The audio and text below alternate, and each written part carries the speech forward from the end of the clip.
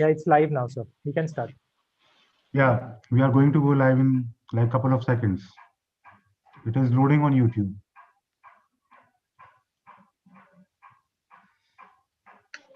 Done. We are live. So a very good evening, a good weekend evening, I would like to say to all our BOA members, my teachers. प्रीतम, ये BOA के flyer में तेरा photo बहुत पुराना है. Prashant, we are live now. Yeah. Prashant, we are going live. We have started. Can't hear you. Can you hear me? Can the others We hear are me? live now. Yeah. Yeah. Now I can. Okay. So good evening to all my dear BOA members and friends. To yet another edition of BOA iTalk Plugged In. And today we have an evening with retina experts. So we have among our midst some of the pioneers and top names in vitreoretina in our country. And the main topic of our discussion today is going to be the use of anti-VEGFs in diabetic macular edema and various aspects revolving that. Our industry partner for today is Bayer. I would like to thank them from the bottom of my heart. Normally we do these honors at the end, but I think, sometimes in unprecedented times, you have to take unprecedented steps. So I'm reversing it. I'm thanking them at the beginning of the webinar. So I would like to thank Mr. Pradeep Sharma. So please take a bow.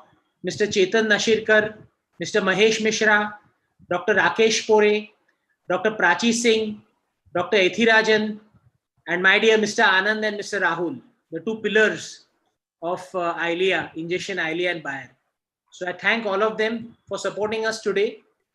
And now I hand over the mic to dear Secretary, Dr. Swapnesh, who's been instrumental for organizing this particular meet.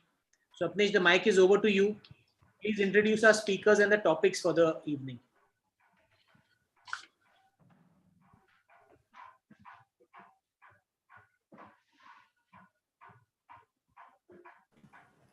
So is the screen visible? Yeah. So first of all, thank you to our Chief Advisor, TP Lane sir and Ragini madam for planning all these webinars through BOA. And I thank my president for all the support he has given me. So we would be discussing various topics related to use of anti-VEGF in DME and also touch upon the safety of anti-VEGF. So quickly going on to our chairpersons, Dr. Nitin Prabhudesai, sir, thank you for joining us. Sir is an alumni of Nair Hospital, and he has super specialty training in medical and surgical management of vitreoretinal diseases at the prestigious Shankar Nethralaya, and he has worked at Ganpati Nethralaya also. Sir has his own practice in Pune, and in 1998 he has founded Prabhudesai Eye Clinic along with his wife, Dr. Medha Prabhudesai. The clinic has been steadily growing over the years and is a very busy practitioner. Sir has been a member of many societies, including Pune Ophthalmic Society, MOS, All India, and he's also an international member of prestigious American Academy of Ophthalmology. Thank you, sir, for joining us. Our next chairperson is none other than Dr. Prashant Bawankule, sir. Sir is a man of many facets, and he has vast experience with complex vitreoretinal surgical procedures. As you just heard, he has just done 7 vitrectomies and is joining for the webinar. Thank you, sir, for joining us all the way from Nagpur. He has been bestowed with Anand Saxena Gold Medal by Chhattisgarh Ophthalmic Society, conferred with honorary fellowship from AIOS for his contribution for retina. He has been a recipient of ACOIN President's Gold Plaque, also ACOIN Professor Mukherjee Oration by Chhattisgarh State Ophthalmic Society. He has been the past president of Maharashtra Ophthalmic Society and Vidarbha Ophthalmic Society, and he is presently the treasurer of Ocular Trauma Society of India and the joint treasurer of VRSI. He is also an elected member of ARC West Zone. Thank you, sir. It's a great pleasure to have you with us. Thank you. Thank you, President. Now I'll just go through the speakers. We have with us none other than Dr. Nishant Kumar from Mumbai, and he is the only eye doctor in India to have completed all his eye training from UK and proud recipient of MRC Ophthal and FRC Ophthal degrees from Royal College. He's the only doctor who has been bestowed with the Fulbright scholarship by US Senate and Fulbright Commission. And prior to returning to India, he was working at Moorfields. After leaving UK and US, living in UK and US for more than 15 years, he's now practicing in Khar Hinduja Hospital, and he's providing world-class expertise and state-of-art technology at Khar Hinduja. So thank you, sir, for joining us. And we all know his contribution to society during Ganpati festival, where he screens a huge number of Mumbaikars for diabetic retinopathy. Thank you, sir. We will be shortly joined by Dr. Nishikant Borse. He is one of the most senior-most retinal surgeons in Mumbai, and he needs no introduction. Everybody knows him. He has performed live retina surgeries at various conferences, especially his video of CRAO is now almost seen by each and every retina surgeon from India as well as abroad. He has been awarded the JM Pava Award by the VRSI and VK Chitnis Oration by MOS, and he has many publications and papers to his credit. We have Dr. Aditya Sudhalkar from Baroda. Aditya has obtained his master's degree in 2010 from MNJ Western Region, RIO, Ahmedabad. He went on to pursue fellowship in retina at LV Prasad, and he has also done a short stint with Dr. Karl at Belgium. He's a keen researcher and has a number of publications in international ophthalmic journals, and his areas of interest are medical and surgical retina and endophthalmitis. Aditya, thank you for joining with us. Thank you for having us. We have with us Dr. Ajay Dudani, I think one of the fastest retinal surgeons in Mumbai, and a very, very dear friend. He is a prominent VR surgeon from Mumbai and has done his fellowship, trained at SN and Japan. He has also worked with Professor Lawrence Yanuzzi in New York to learn advanced medical retina disease. He is still practicing at Zen Eye Center, if I'm not wrong, and he's the managing director and the founder of Mumbai Retina Center as a focal point for managing all the retina diseases under one roof, and more than 100 articles to his credit. Thank you, Ajay sir. We also have Dr. Preetam, none other than Dr. Preetam Samant sir, as a moderator for two of these talks. Sir is the president of BOA at present and also the scientific committee chairman for MOS. And he has passed his MS from JJ, passed fellowship, passed FCPS with a gold medal, did his fellowship in Shankar Netralaya and also was a consultant over there. He's passed his FRCS Edinburgh in 2000, and he heads the retina services at Hinduja Hospital, and also he's the director of the team associates, which is the retina and overall ophthalmic eye clinic at South Bombay. Multiple publication, and he's a co-author of the Fundus Fluorescein Atlas of Shankar Netralaya, and he has been in the past honorary secretary of MOS too. So thank you, sir, for joining. Thank you, Satnesh. And we can start now.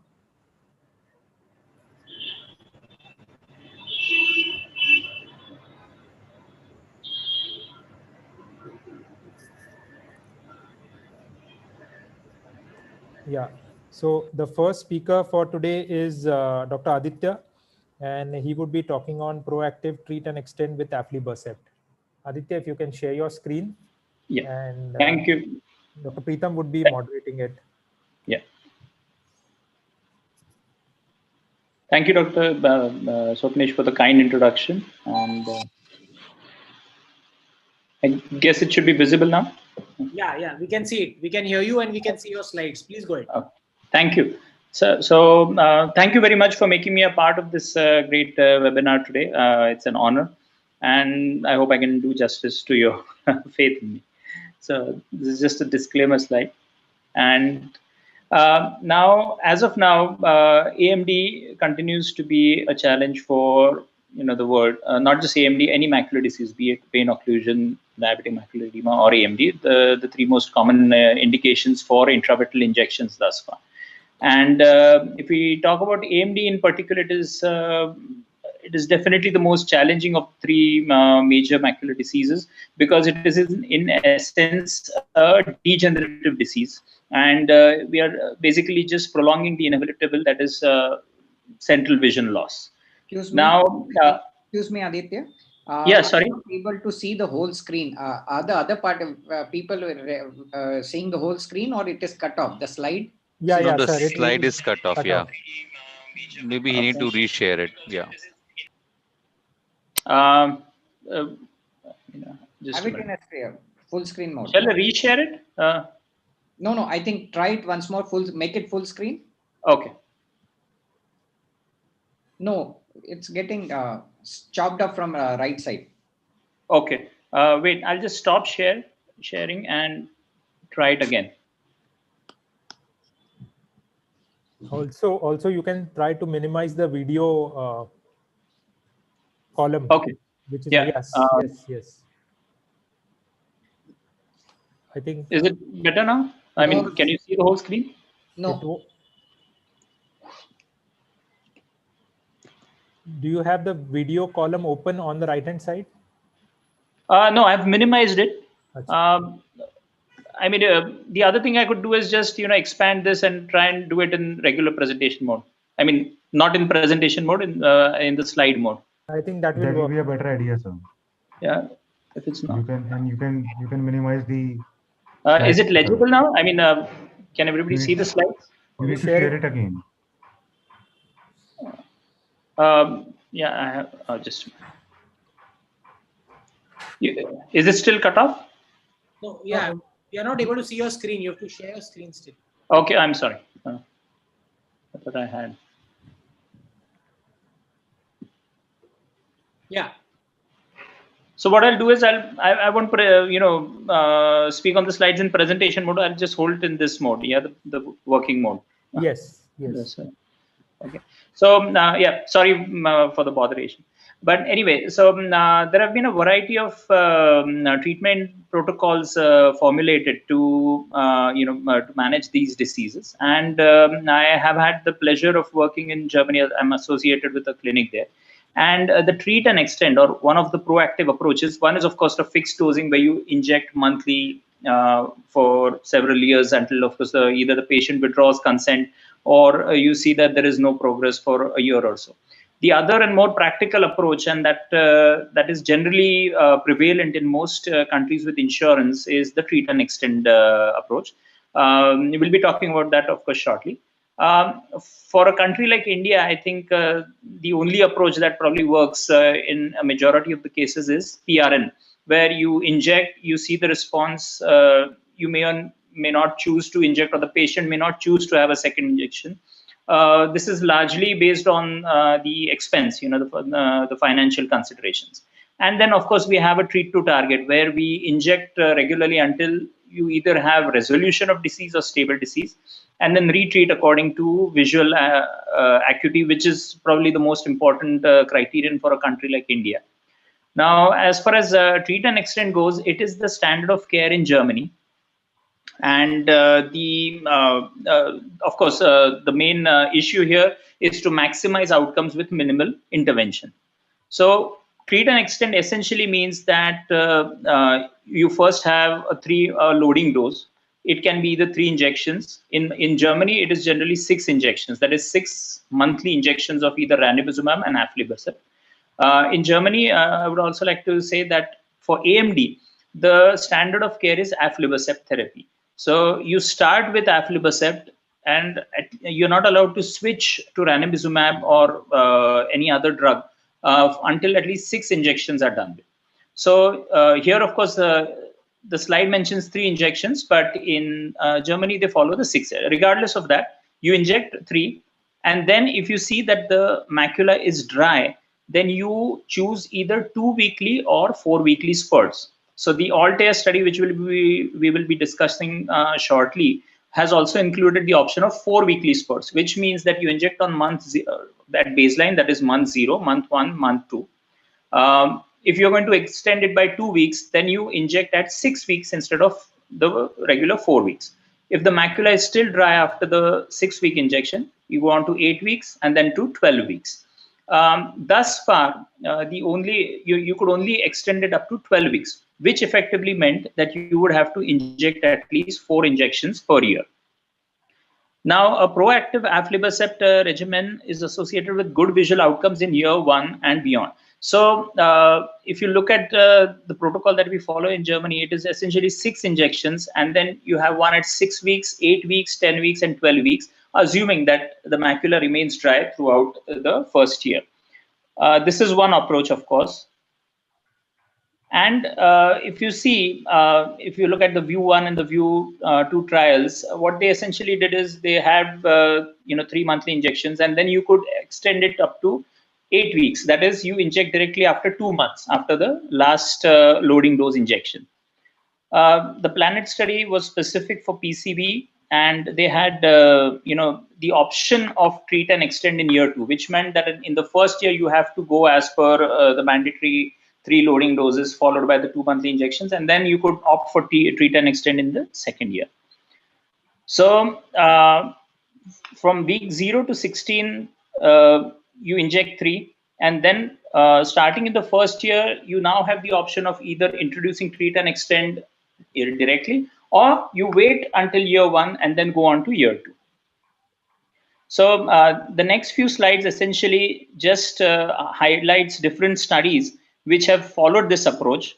And what we see is that visual gain is well maintained with this proactive treat and extend approach, which looks at minimizing injections and at the same time maintaining visual gain. So we have the Rainbow study, we have the Epstein study. Specifically, the Rainbow study looked at, at month 12. So most of these studies have a short follow-up because we know AMD is more or less a lifelong disease. And the other thing that is always a problem is when to stop. So as far as the German protocol goes, you don't stop until the patient withdraws consent, or you don't see any fluid for 2 or 3 consecutive years, and then you may give the option of regular follow-ups. So the bad thing about the German protocol is that you inject even if there is no fluid and the patient has very good vision. So this is maintenance, and as we know, every intervention has a potential adverse effect. So if we come to the Altair study, now what they have suggested is that instead of these 2 weekly spurts, you can also opt for 4 weekly spurts, which would mean that you give 3 or 6 loading injections, and then instead of extending the treatment interval to 6 weeks, you can directly go to 8 weeks. And effectively, you can extend it instead of up to 12 weeks to 16 weeks, which would mean 3 maintenance dose injections in 1 year. So the next few slides again highlight exactly what we said, that at primary endpoint, which is week 52, that is 1 year after starting of therapy, you either randomize them to receive 2 weekly interval injections or a 4 weekly interval injection. The gist of the results is that the vision was well maintained throughout this period. This is just a slide that highlights when to extend, when to maintain, and when to shorten the period. So it is quite logical. If you see fluid, if you see loss of letters associated with this fluid, then you shorten the interval. That means that, let's say I have extended patient to 6 weeks, and then I see fluid at the next follow-up, I bring it back to 4 weeks. Or as per the Altair study, let us say we have injected, we have decided to extend the treatment interval by 4 weeks, and then instead of at 6 weeks, you have injected at 8 weeks, you bring it back to 4 weeks. The other thing is that if you see fluid, you're not required to do the 3 loading dose injections again. You continue with your maintenance therapy, but you inject at a shorter frequency as opposed to when you don't see fluid. So the vision has been maintained. The 2 and the 4 week intervals did not have a significant or a practically significant difference in terms of visual letter gain or loss. And overall vision was maintained, well maintained until week 96, that is the end of follow-up in both the groups. The treatment or the adverse events were not necessarily different in both the groups. There is one adverse event that everybody is generally scared of, that is geographic atrophy.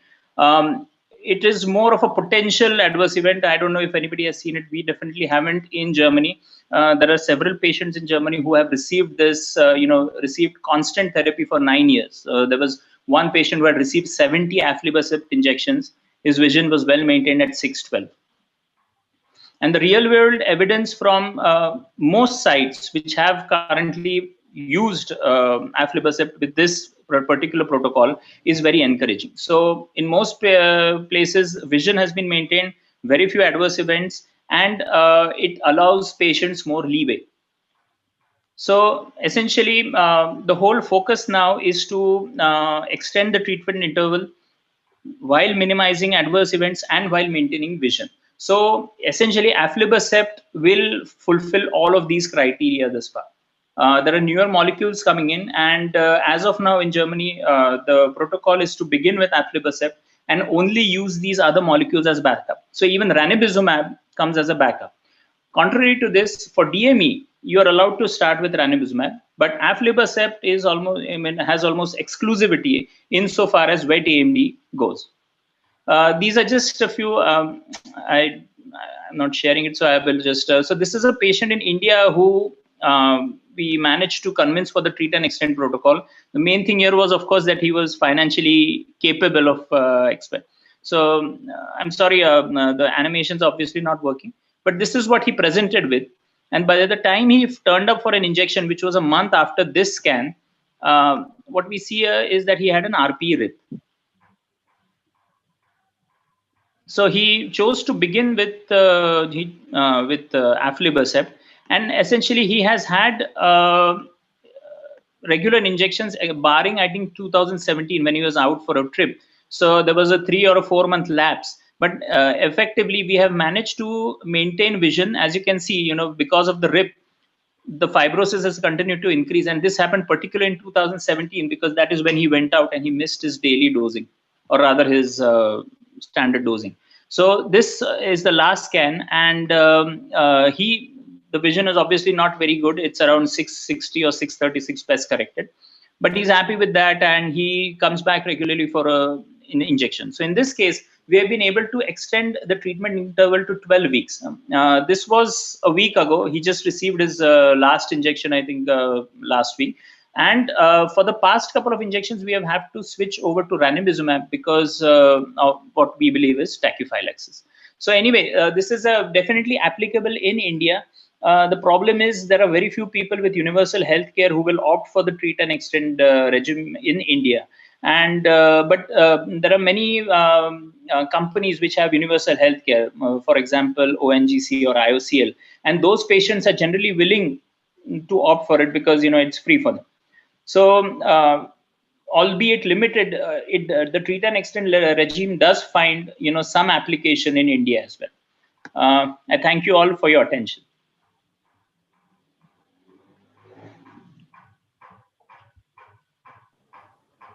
Yeah, thank you, Aditya. I would request Dr. Preetam sir to give his comments on the topic.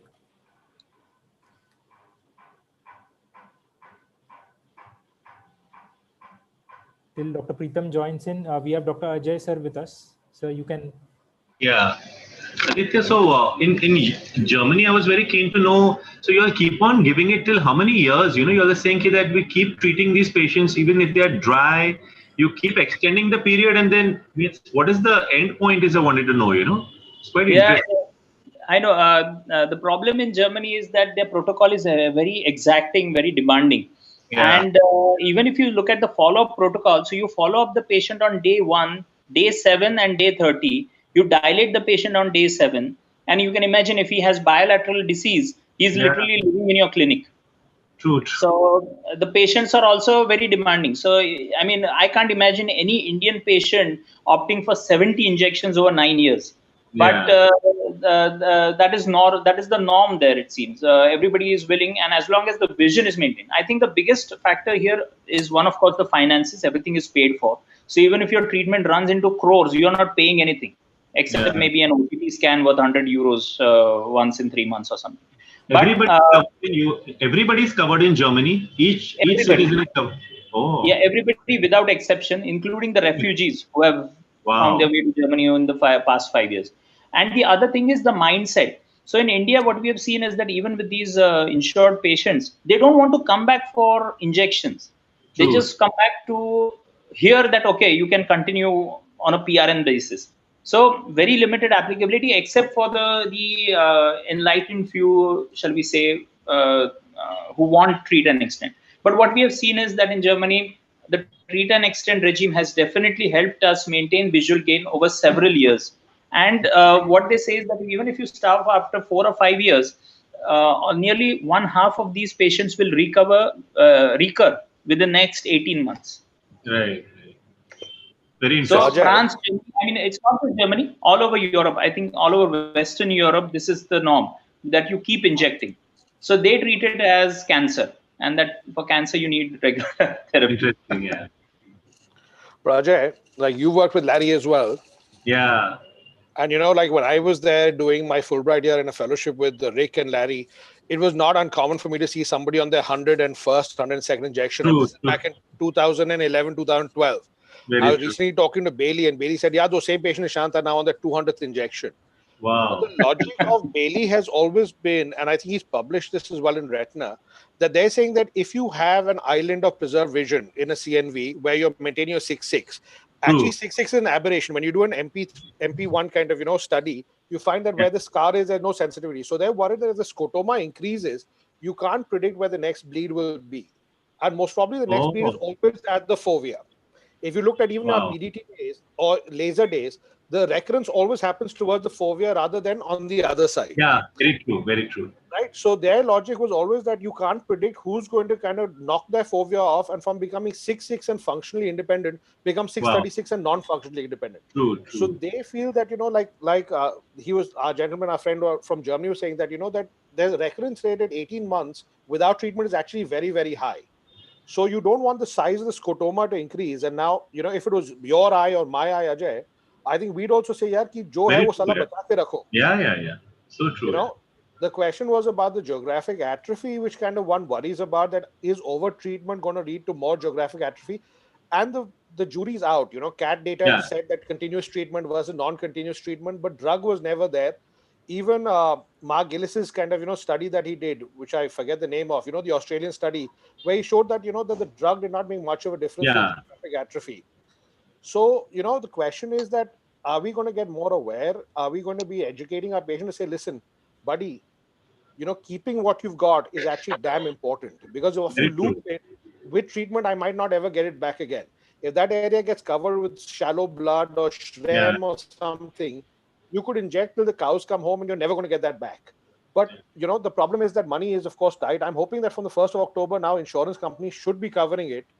So let's hope that makes it. I don't know if they will always find an excuse to reject the claim. I don't know. Repudiation is so common in India. It's frustrating. But Swapnil, what is your feeling from this kind of, that from 1st of October, do you have patients who've been more enthusiastic about getting reimbursed? At least I'm giving them the IRDA letter. Absolutely. Yeah. So I'm at least handing it over to them. So there's no point in taking the onus on us. Letter give us so that we can the patient. Yeah. So there's no point in taking the onus on us. But no, absolutely not. Handing over the letter. You will become the bad guy. Yeah. I WhatsApp the PDF, as you said. I've got an executive assistant. He should cover, and he said, now aap jhagda karo. Yeah, and even for PCV, the standard of care now in Germany is just these monotherapy injections. So personally, I think there is still a role for PDT. I would always want to combine it, especially in India, because that patient is not going to come back. But I don't know. Does anybody just practice monotherapy for PCV? I do only monotherapy. Absolutely. And I think that's also because of compulsion that trying to get the PDT machine, getting somebody who knows how to use it, and then counseling the logistics, all the rest of it is so much of a letdown, that today, and Novartis is taking the hands off it. Now, Visudyne is owned by some private equity guys, so we just don't know how to get hold of it. But I have a question for Ajay. Within your PCV group, which you're doing monotherapy, would there be any indication to do probably one setting of PDT somewhere in the middle? Would you? Yeah, actually, see, initially I have done a lot of PDT, Preetam, when we were doing in the first stages without steroids. But I've always seen a patient post PDT, there's a definite drop in vision, which we see. All said and done due to the inflammation induced due to the laser and the dye which is there, And then you know, that the patient and I am not very happy when I have a drug which I can keep on giving, and even it's not necessarily just aflibercept, even a monotherapy with ranibizumab also works in these patients if we keep on giving. And once the blood goes away, Preetam, their RP is much more healthy and they have a better visual prognosis, these IPCV, because they're younger patients, So I stick to monotherapy from that point of view to preserve the RPE and to prevent that transient vision drop, which can be and it can be a very severe vision loss we had, in the initial days. Some patients used to have that dramatic vision drop, which used to not come back, So that fear is there. So any comments from Dr. Bawankule sir and Dr. Nitin sir? Sir, you are muted, sir. Prashant sir. Yeah, I agree with the thing. Basically, idea means the aflibercept for PCV is the way. We also do monotherapy. We are placed in an economically backward zone, so we cannot pump. As such, aflibercept acceptance in our zone is less. And so if you think about combining it with a thing, it becomes very rare for us. Rather, most of the patient just migrate off to the higher center. So I'm not very big fan of proposing the patient with combination therapy. So do you use a lot of Ziv aflibercept? Zaldrak? No. Nitin sir? Yeah, regarding the one basic advantage we have is whenever you clinically suspect, and because I presently don't have this ICG angiography, so the PLANET studies has really helped us directly going to aflibercept in patients whom you feel that clinically tend towards being PCV. So that's a big advantage that 80% of them won't require PDT at all. And in the conferences we had attended in Seoul a few years back, they definitely showed people who are using PDT, as your experience, Ajay, that they were not so happy of using PDT over and over again. So that was not the what we practically gained was not the answer to all PCVs. So I think monotherapy is what would practically help us in going with our patients. We can start, and as I said, we can, if the patient is not affording types, you can even try giving him ranibizumab or the Indian version of ranibizumab to start with. So is there a minimum number of injections that you decide? I mean, you inject before you decide whether the patient needs PDT, or is it based on individualized regimes, or how do you, like, the patient is not responding, so do you give 3 injections, 5, 6 before you decide that okay, this patient may need PDT, or whether to switch? Yeah, if by 3 injections also he has no response, then I would really think of considering PDT. But then actually, because I don't have an ICG at present, I would refer him to someone to do an ICG. There's just one machine in Baroda, so we have to refer there. Yeah, I think closing remarks by Preetam sir, and then we move on to the next topic in the interest of time. So I think it's pretty much obvious that everybody prefers a monotherapy approach when it comes to using aflibercept in wet AMD or the PCV. I think PDT seems to be taking a back seat eventually, and everybody prefers starting with a loading dose as per their comfort, 3 injections, 6 injections, and then switching over to the treat and extend protocol. I think this seems to be the consensus as far as the dosing regimen goes. So thank you, Dr. Aditya, for this wonderful. Thank you, sir. Thank you for having me. And Sapnesh, shall we move on? Yeah, next topic is the safety of anti-VEGFs by Dr. Ajay Dudani, sir. So please share your slide. Yeah.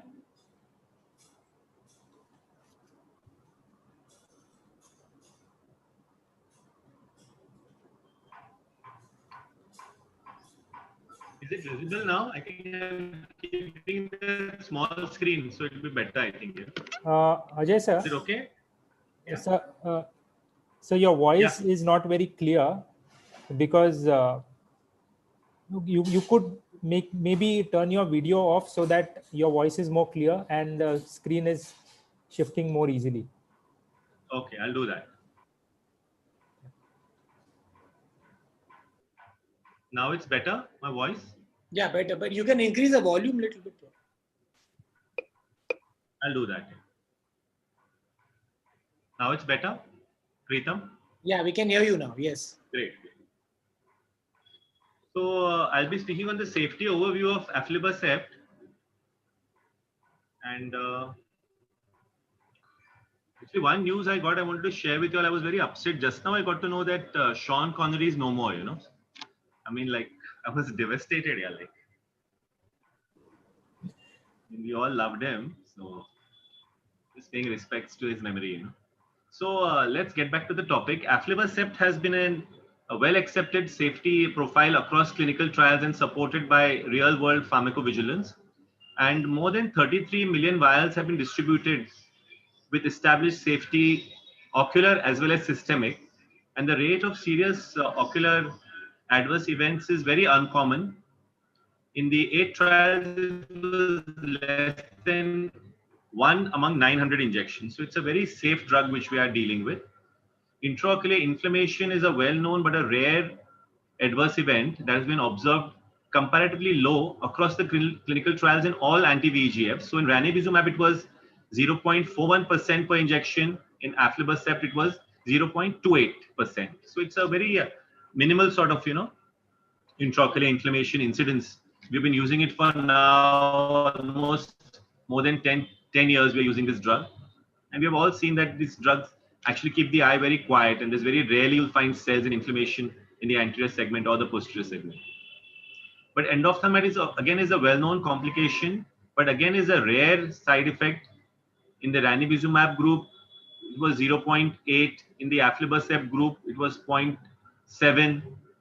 And then when you increase the duration, like, every 2 monthly, you give the incidence almost 0. So I think the reduction in the number of injections will reduce the incidence of endophthalmitis. That is very logical, So the overall side effects of endophthalmitis, as well as in all the trials which were done for diabetic, for vein occlusions and AMD, has been very, very low, from 0.8% to almost 0%. So aflibercept has a well-established safety profile in all the RTCs which has been shown. And there are no new safety concerns which have come up regarding retinal vasculitis or vascular occlusion, even in the real life data which we are seeing, So this is again showing you the 8 RCTs which we have done for the 4 indications which we are aware of. So the incidence of intraocular inflammation and endophthalmitis and the other systemic side effects also extremely low, as you can see in this chart. So what about the non-ocular side effects? If we come back to the other part, the systemic side effects which we are worried about. Above 85 years of age group, we found that there was a strong tendency for these patients to develop cerebrovascular accidents. So we are wondering what is it, whether it's a chance finding or whether there is some reason to that. But we are aware that the AMD population itself is very prone to develop these complications of vascular thromboembolic events, because these cardiovascular risk factors are common with AMD factors that include smoking, age, and nutrition. So AMD patients are therefore more likely than non-AMD patients to have these acute thrombotic events. And myocardial infarction patients with wet AMD is almost 2.2% annually, and stroke is quite higher, varying from 3 to 8%. So we have to keep that in mind, and maybe it's not related to, it's just, incidental finding in these elderly patients which we are seeing, So as here again, as you can see in the VIEW trial, that there was an incidence of CVAs and myocardial infarction, which is seen in the higher age group, above 85. So we are also seeing more and more population of aged patients, though in India, above 85 is not very common to see, at least in our practice. There is no conclusive safety signals seen in ATEs. The pharmacokinetics and hypertension data indicate that it is unlikely a systemic effect of the VEGF, which was there in the circulation. So the APTC, that is the antiplatelet trialist coordination committee, which is like, which is decides the ATEs for all the various trials in various faculties which are happening, So here, as you can see in the ranibizumab group, thromboembolic events were around 3.2%. And here again, it's non-dose dependent, because the lower rate was seen in the highest VEGF dose group, so it's not dose dependent. It's I think it's an incidental finding which we are having in these patients.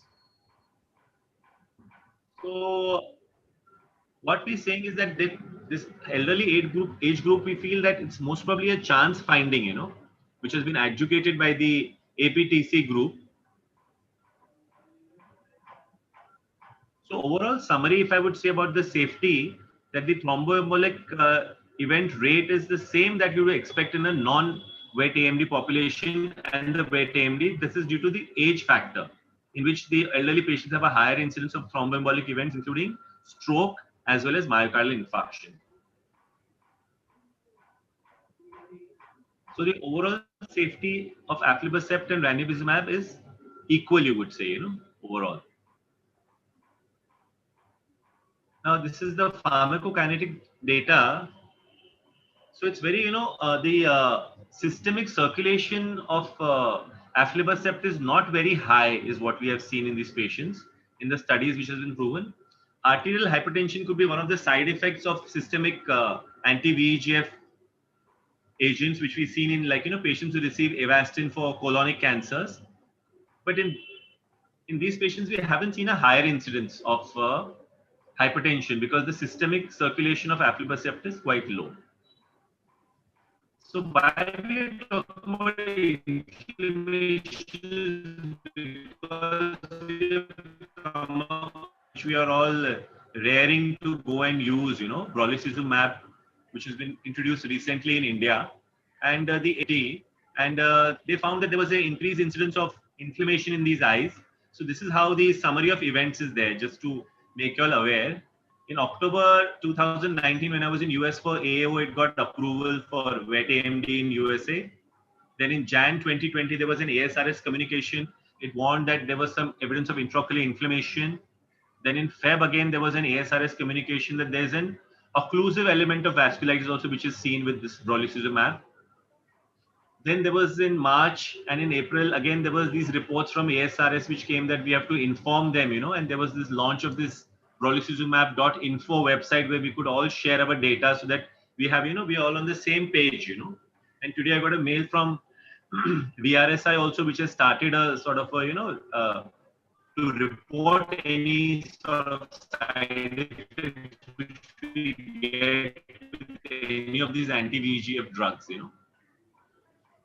So Novartis also various, printed case reports of this inflammation and editorials regarding this using of this drug. So they have modified this safety protocol in the FDA insert of the drug, So here again, as you will see in the brolucizumab group in the Hawk and Harrier versus aflibercept, the incidence of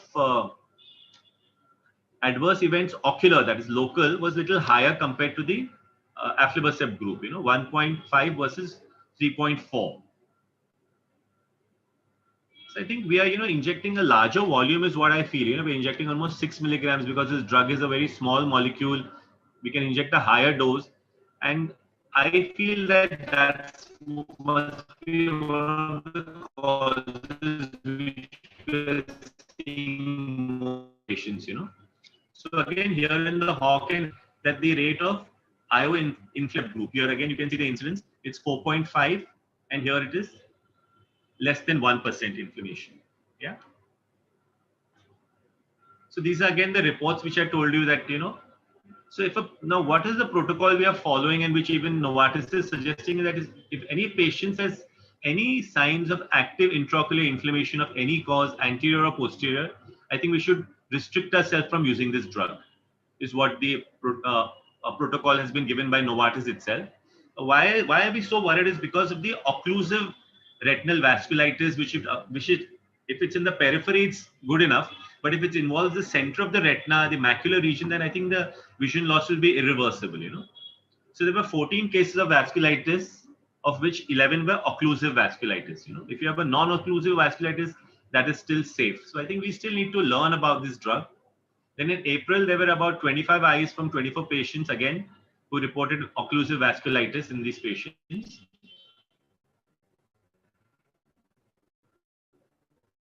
So what did we were wondering, So that they switch these patients to other anti-VEGFs because the leakage keeps continuing. Like AMD, as we are aware, is that, you know, it's an ongoing disorder.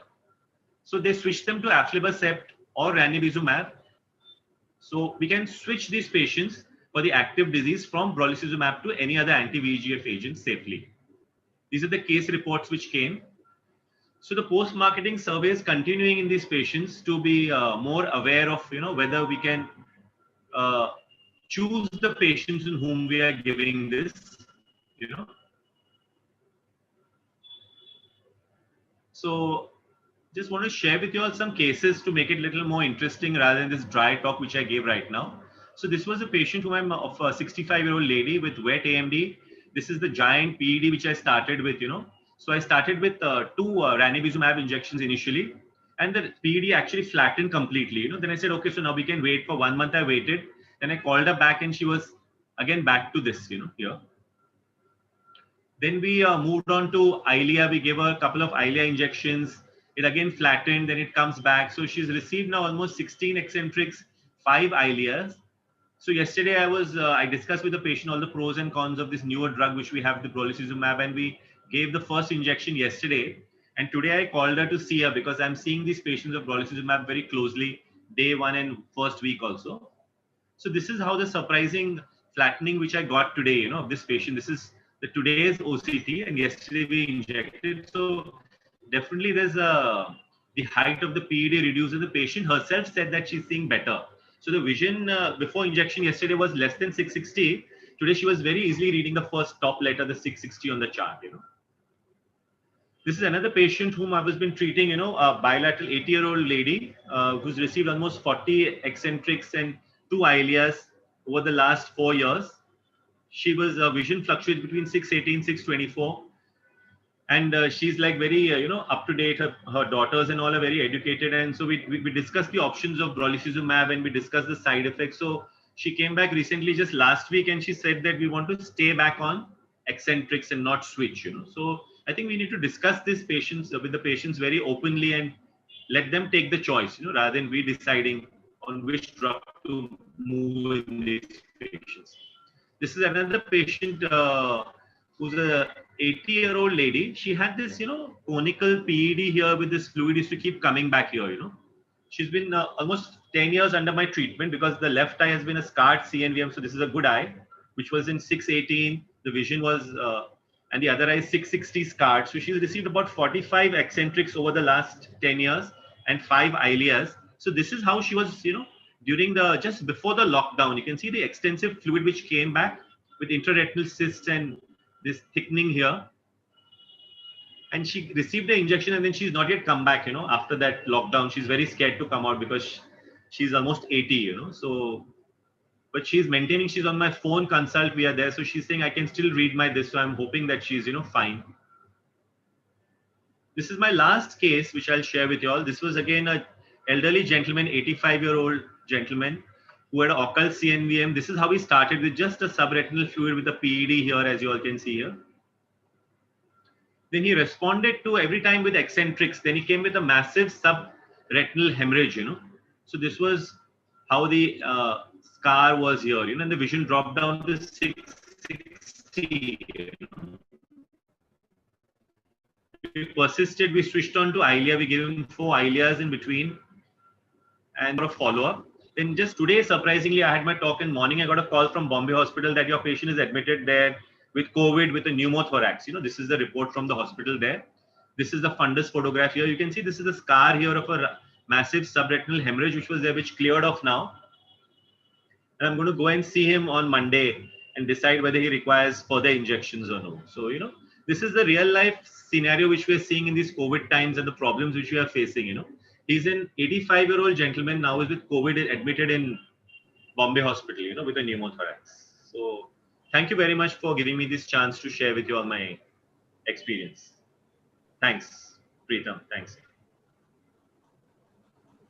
Thank you, sir. I hope you wear a full PPE suit before examining that patient. Yeah, I'm going to do that. Let's see. Yeah. I think that was a very practical talk there, because, you know, when it comes to anti-VEGFs, we're always worried about the systemic absorption and the systemic adverse events. I think most of the randomized trials which are done, the RCTs which are done, take into account all this, and only then the drug gets FDA approved. But having said that, what you see, the evidence based and practice based sometimes can be different. Again, in our population, what adverse events happens in the West, maybe in our population, whether you can extrapolate that also can be a question mark at times. But having said that, I think the retinal vasculitis following brolucizumab seems to be a little alarming.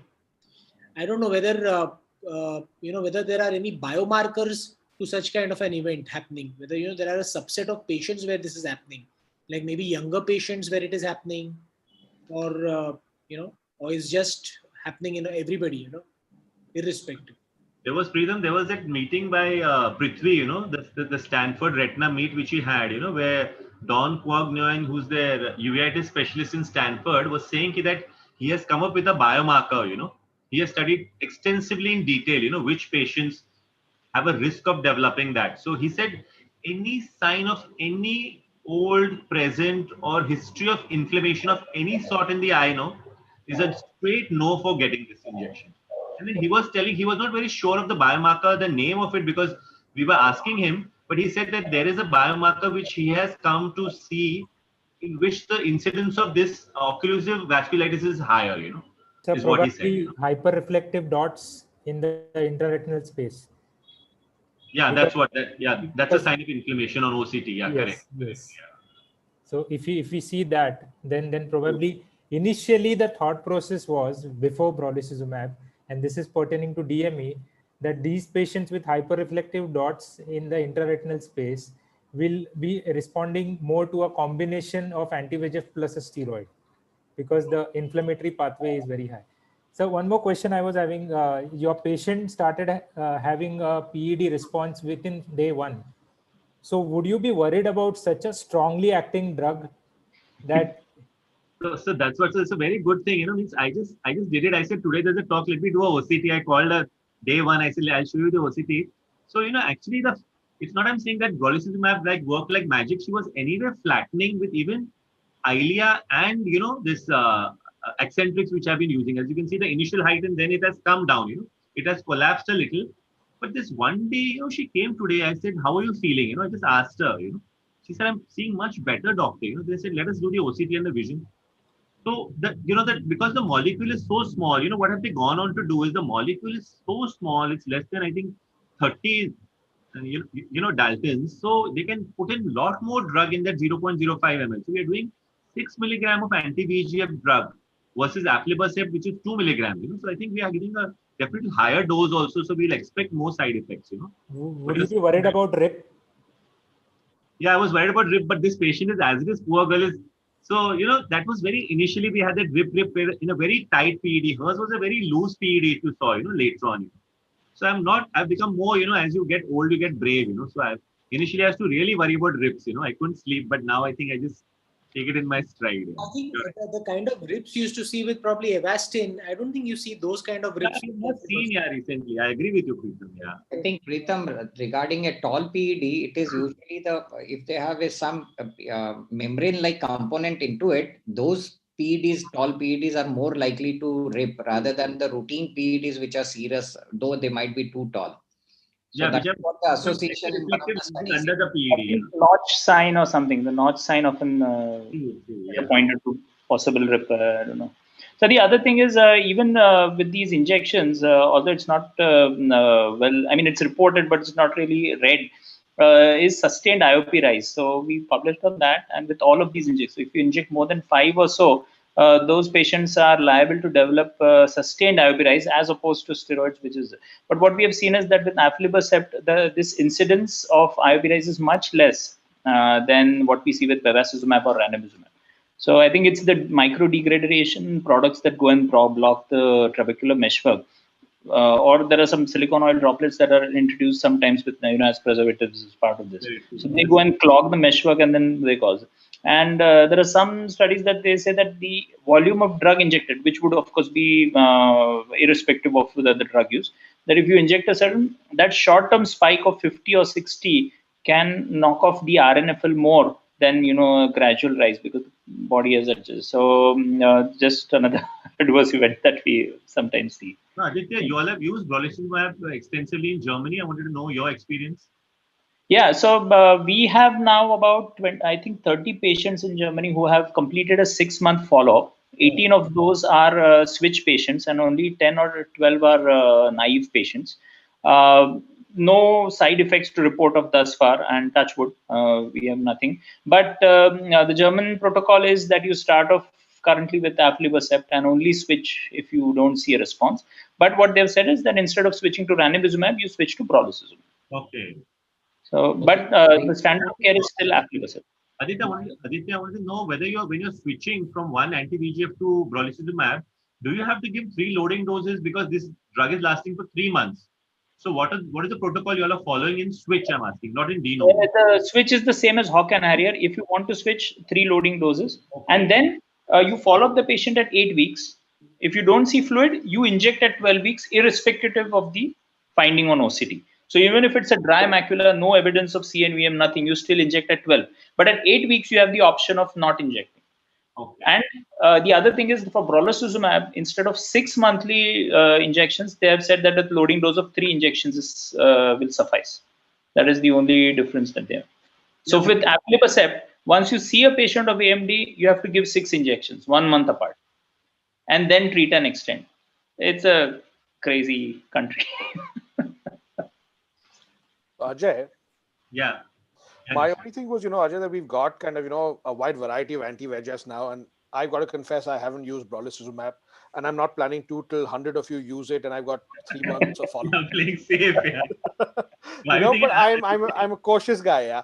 But Ajay, yeah. the thing is, that you got to remember that for me, and you're in private practice, not too far from where I work, and calling somebody back at week one day, then being worried about it, then calling back at 1 week. Now, either that's a loss of income for you because you're not charging that patient, True. and you're going to do an extra OCT, which you may or may not charge that patient. Yeah. So it's a bit of a problem. The second thing is that if they get some inflammation, you're in kind of no man's land, because now you have to treat it. Do you kind of charge them for it? Do you not charge them? And if they get an occlusive vasculitis, it's over. Yeah. I'm hoping that some of your patients will get some inflammation and migrate over to my clinic, which would be a good adverse event, to happen. But in all seriousness, I think, Swapnesh recently sent us something that in Hyderabad, somebody developed a very severe vitritis and query hypopion. Swapnesh, are you there? Yeah. Yes. And one doesn't know whether that's a sterile kind of inflammation or ophthalmitis. But when that happens, whoever it happens to, that patient is very unfortunate. And I was having a word with Vaishali, and we were on this call with Kwan and with Bailey. And they were also of the opinion, that having seen that brolucizumab hasn't taken off as much as their work as expected, it's not become a game changer in the US. It's not being used that much because people are genuinely worried about this occlusive vasculitis and the cells. And, you see cells in the vitreous, then you're like, in this, should I tap and inject it? Or is it just an inflammation? If I don't tap and inject and tomorrow it becomes an endophthalmitis, I'm medico-legally also in soup, so it's a bit, I think it's a bit early. And with us having so much endemic TB and so much more kind of antigenicity, I think it'd be interesting to see what's happening. But open to other people's impressions. Yeah, there was an editorial by Philip Rosenfield in AJO, Yeah. where he said very clearly that if I have even one patient who loses vision due to a drug, I will not use it. That was his rationale. Because if you have a central macular occlusive vasculitis, that patient it's game over. And this is an unfortunate occlusive arteritis. It's not even just a vasculitis, arteritis, that's an correct. arteritis. So then you just have to sit it and watch and say, shit, too bad.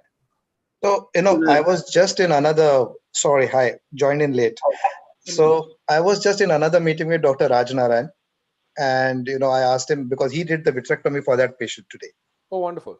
Okay. So till now, it is showing, the vitreous is not yet shown any growth, but it's too early. But when he did the vitrectomy, luckily there was no occlusive vasculitis inside. It was just a pure vitritis. So still, on that case, we really don't know whether it is query infective, whether it was a drug reaction. But of course, there is a subset of cases where you do get an early reaction. That's true. But you know what?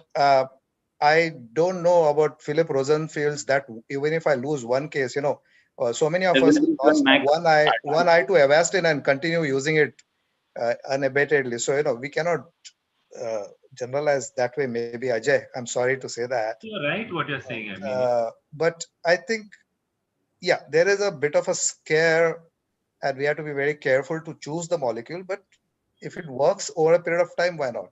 That's what we have to see. So when will you yeah, choose, it is a scary thing to start off on all patients, and we have to be very, very careful to rule out intraocular inflammations. So you're not free to just start the way you want to. That's the take-home point, I think. Yeah, I think for switch it is still okay, but for treatment naive, I'm sure nobody would want to start a patient on BOVU or Paginex. Some people think the other way around, Aditya, because they feel I know means there is no inflammation, nothing, so you can go. And then there is no sensitization because the patient has not received any other injections. There is no antibodies to anti-VEGF. That's what they're trying to say. Because this particular patient in whom we got the reaction had got some 12, 13 eccentrics and 5, 6 ileas, and then they went ahead. So we don't know. I think we just wait for it to evolve. Yes. So I think, yes, sir. So our next talk is by Dr. Nishant Kumar.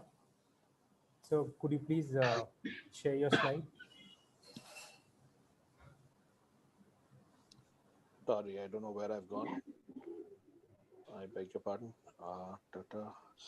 Just give me half a second. I'll just shut everything else down because I think this is causing problems. Sorry, just give me half a second and I shall be with you. I beg your pardon.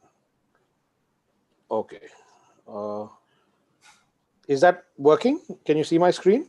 Yes, sir. Yeah, we can see. Yeah. Okay, great. So, coming to a topic which I find close to my heart is diabetic macular edema. Where does Eylea fit? Evidence-based insights, hopefully share some new data with you, which you haven't seen before, which would be interesting to everyone. And feel free to jump in if you have questions. Okay. So I have some financial disclosures. I kind of do some research and travel grants from a lot of companies.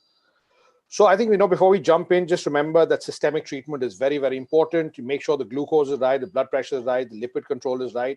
Otherwise, no matter what you do, you're not going to get a good result. So I think, that's, having said that and put that out of the way, we had a lot of treatment options. I'm going to concentrate on anti-VEGFs because, we've got less time to talk about too many other things. And in the anti-VEGF era, we had Macugen first, pegactamib, which was a Pfizer product, which is no longer in the market. So let's not talk about it. We've got ranibizumab, which is Lucentis or Eccentrix in our country. We've got Eylea, which is aflibercept. We've got bevacizumab, which is Avastin. We've got biosimilars, and I think every day the list of the biosimilars keeps increasing. We've got BOVU, Pegamax, but that's not approved for DME, so that's not going to be in the discussion today. But the point and the bottom line is that no matter which study you look at, and there are tons and tons of them, anti-VEGFs work for DME. They work better than anything we've ever known before. For the first time, we can talk about improvement in vision in more than 30% of people and preservation in vision in more than 90% of people, which was never possible before. So no matter which one you look at, you're going to get a good result in DME. But how do you choose the anti-VEGF for the job? You've got some options that we just talked about. So there is a difference. There's a difference in mechanism of action. There's a difference in efficacy, difference in safety, and difference in cost. So let's look at the three main players we have. We've got ranibizumab, bevacizumab, and aflibercept. While ranibizumab and bevacizumab work against VEGF-A, aflibercept also works against VEGF-B and placenta growth factor. Now, placenta-derived growth factor has not been very well studied, but we have a lot of data, basic science data, that says that it's got a big role to play in diabetic retinopathy progression. So in people who've got proliferative disease, we do see that the levels of placental growth factor have been raised. VEGF-B is a relatively unknown entity, but it does work with VEGF-A in activating the receptors. So inhibiting it may have some role to play. It's important to remember, obviously, that ranibizumab and Eylea were made for the eyes. Bevacizumab was not made for the eyes. So it's not licensed for use in the eyes. It's made in a slightly different way. And how does anti-VEGF work? It works on the VEGFR receptor 1, though there's receptor 2 and 3 as well. But receptor 1 is the one that's in the eye. And when you look at the potency of the drug, aflibercept is 71 times more potent than ranibizumab and almost 100 times more potent than bevacizumab in the lab. So I'm talking about, this is lab-based studies. These are not clinical trials. This is in the lab. If you're doing studies, if you're looking at measurements, it on paper is a much more potent drug. So it's a much more potent drug. It works against VEGF-B and as well as placental growth factor. So maybe it should do a little bit better. And where does all this data come? When you've got a lot of competition, you do a good randomized controlled trial. And Protocol T just did that. So they looked at 1:1:1 randomization. It's important to note that DRCR is not an industry-sponsored trial. So they don't take money from industry. It wasn't sponsored by any particular industry. They do generate their own grants of the NIH and NII. And so it was 2 milligrams of Eylea versus 1.25 milligrams of Avastin versus 0.3 milligrams of ranibizumab. Now, it's important to note that in the RIDE and RISE trial, 0.3 and 0.5 were shown to be equivalent. And it's based on that trial that in America, they asked for 0.3 milligrams to be approved for DME. DME 0.3 was only available in the US. It's never been available anywhere else. So all over the world, we've been using 0.5 milligrams. But Genentech and Novartis at that time claimed that 0.3 and 0.5 were clinically the same. It's important to understand the treatment protocol for Protocol T when you interpret results. So they were seen every 4 weeks. And improvement or worsening was defined as change of 5 or more letters and or OCT changing by 10%. So CFT changing by 10%.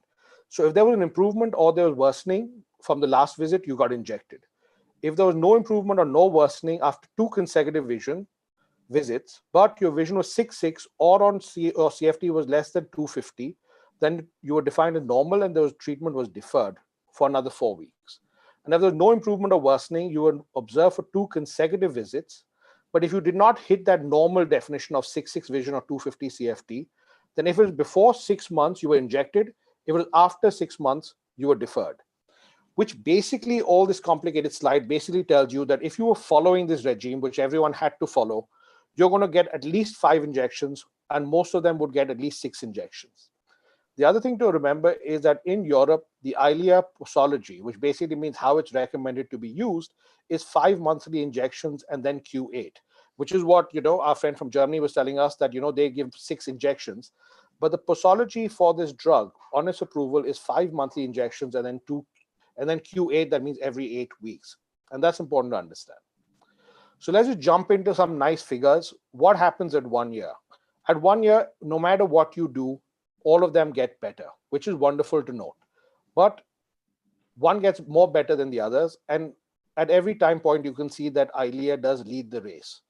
It was statistically significant at 1 year compared to both bevacizumab as well as to ranibizumab. So they all 3 get better, but one was slightly better clinically as well as statistically significant. This is the group that everyone concentrates on. It's the vision less than 20/50 or worse. This is the group I think that we need to concentrate on because I think this is the vision that people come to us at. I very rarely see somebody with 6.6 or 6.9 vision coming to me. They normally wait for their vision to get worse, or they kind of, shop around for doctors. And by the time they present to you, their vision is 6/12 or worse. And in this group, the Eylea group did a lot better. Actually, highly statistically significant. You gain 19 letters with Eylea, you gain 14 with ranibizumab, and you gain 12 with Avastin. And this was where it all started. You all might remember Neil Blessler had come to VRSI and he said, if you've got worse vision with DME, my drug of choice would be Eylea. And this is where it all comes from. But then what happened in 2 years? If you continued on to 2 years, they all yet did very well, but that gap between Eylea and ranibizumab got a bit less.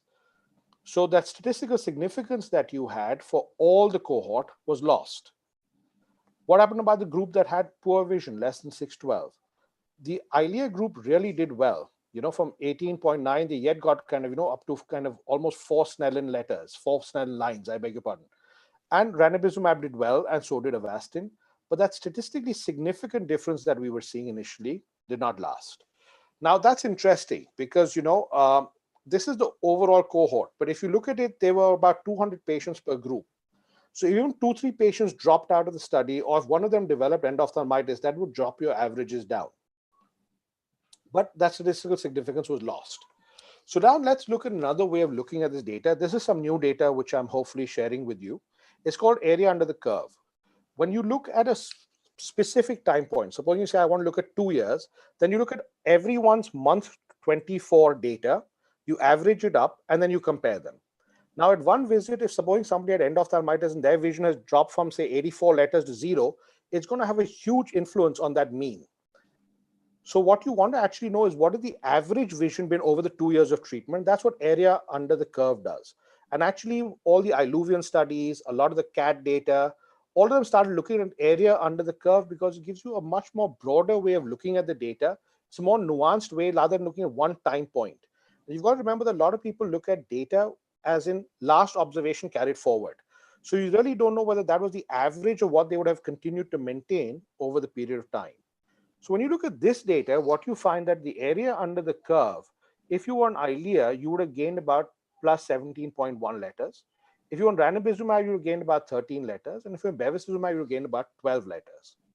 When you start analyzing that, there's a really significant difference between the two. So Eylea versus Avastin is 4 letters in Eylea's favor. Eylea versus Lucentis is 4 letters in Eylea's favor. And these are both highly statistically significant.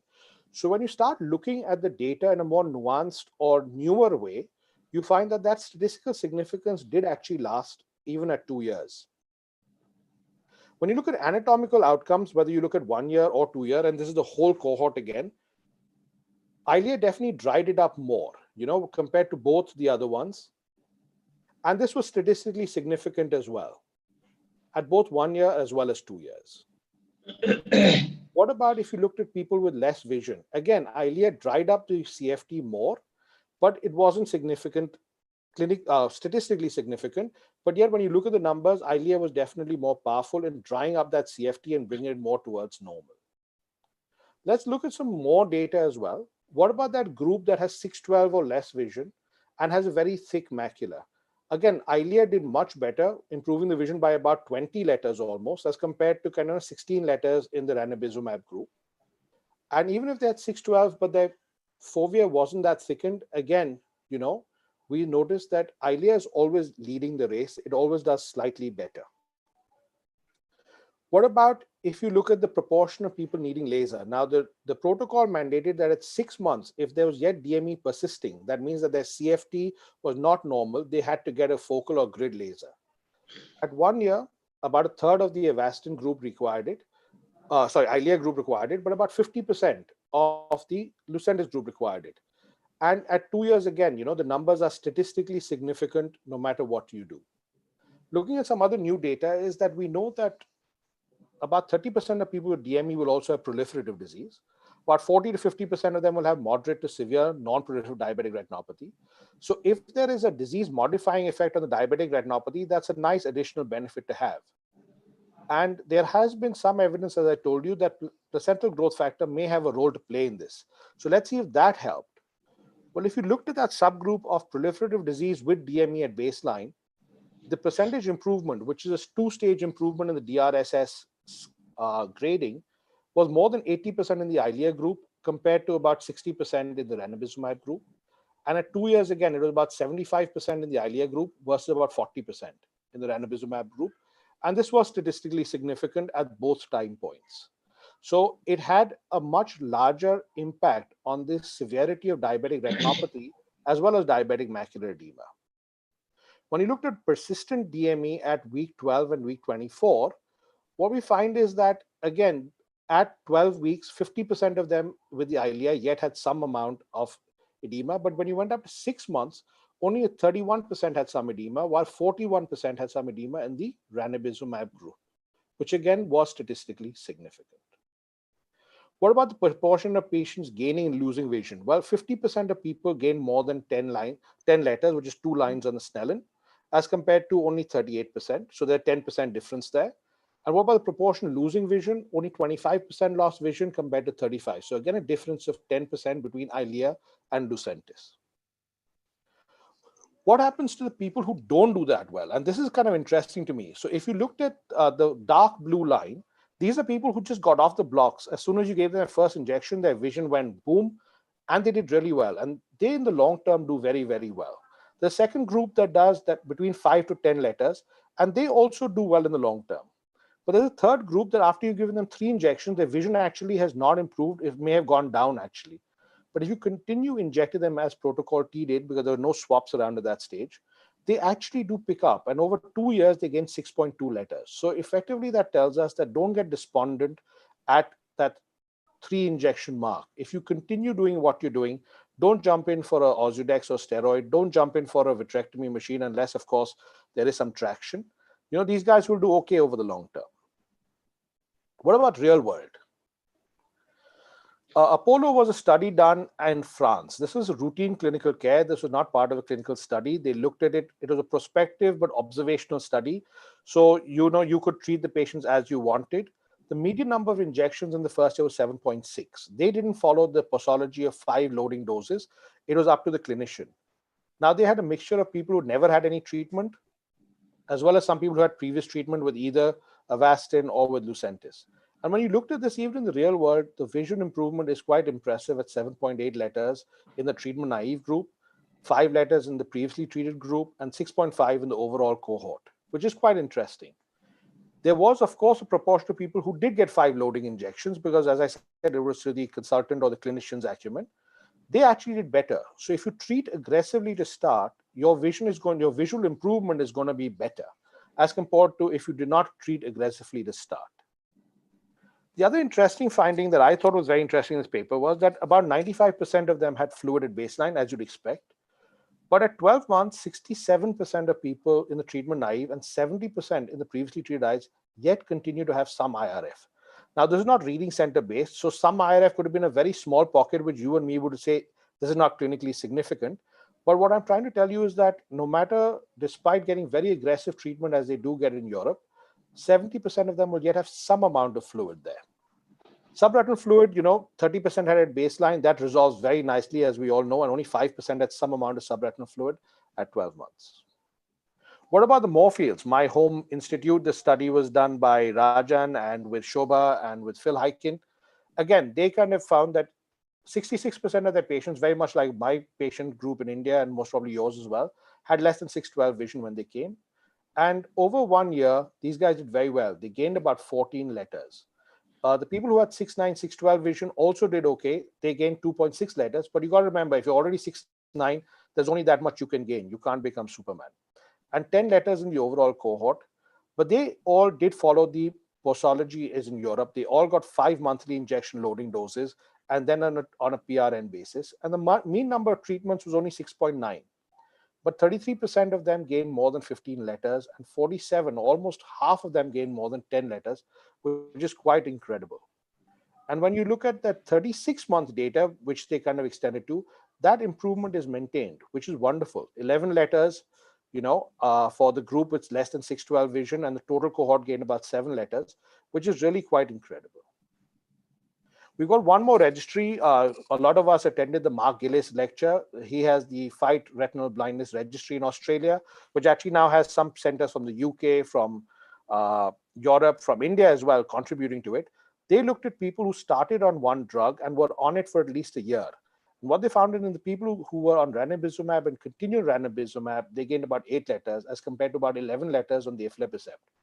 What is a bit telling is that if you look at the baseline vision, people tended to choose aflibercept if the vision was slightly lower and yet got a bigger improvement in vision, which is kind of promising. This is great data, but let's look at what Cochrane has to say. So Cochrane compared laser to Eylea, to Avastin, to Lucentis. And the first thing they said is that assuming that you could get a 3-letter gain with laser, and that value was at 10, with Eylea, that was almost 4 times more at 40. With ranibizumab, it was 3 times more. And with Avastin, it was only 2.5 times more.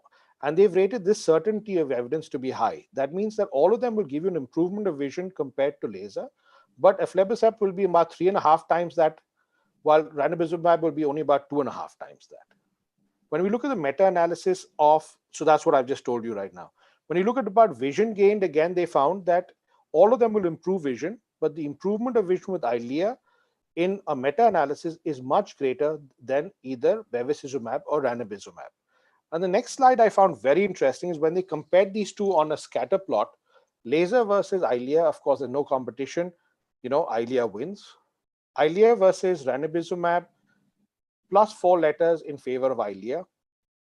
Avastin versus Eylea, again, Eylea wins. But when you compare Eylea, ranibizumab versus Avastin, they're pretty similar in a meta-analysis, which surprised me. I always thought that, the ranibizumab might do slightly better, though I know for a fact that the molecule is exactly the same. So again, in a meta-analysis, also you notice that the vision gain is much better with Eylea as compared to the other two.